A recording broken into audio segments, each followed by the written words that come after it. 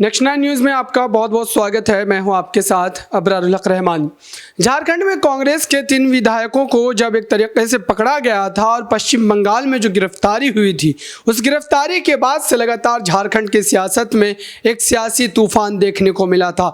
और अब उन तमाम विधायकों को झारखंड असेंबली के स्पीकर के सामने जब पेश किया गया और जब उनसे पूछताछ की गई तो उन्होंने इस बात से सीधे तौर पर इनकार कर गए कि वो अब किसी और दल में जाने के बारे में सोच रहे हैं। दरअसल यह कयास आराई की जा रही थी कि वो तीनों विधायक अब किसी और दल में शामिल हो सकते हैं, लेकिन इस पर उन्होंने एक तरीके से अंकुश लगा दिया। साथ ही कांग्रेस पार्टी के जो झारखंड में स्थानीय नेता हैं और कांग्रेस के जो अध्यक्ष आलमगीर आलम, उनके द्वारा भी ये बात कही गई है विधानसभा स्पीकर के सामने और ये आश्वासन दिलाया गया है कि दरअसल वो 3 विधायक अभी भी कांग्रेस के साथ बने हुए हैं और कांग्रेस को छोड़ करके किसी और दल में जाना नहीं चाह रहे हैं वो। लेकिन सबसे बड़ी बात यह है कि स्पीकर के सामने जब इन तमाम मामलों की जांच हो रही तो तीनों विधायक के जो अधिवक्ता थे उनके द्वारा ये बात रखी गई और एक तरीके से मांग भी की गई कि ये जो सुनवाई हो रही है उसको एक तरीके से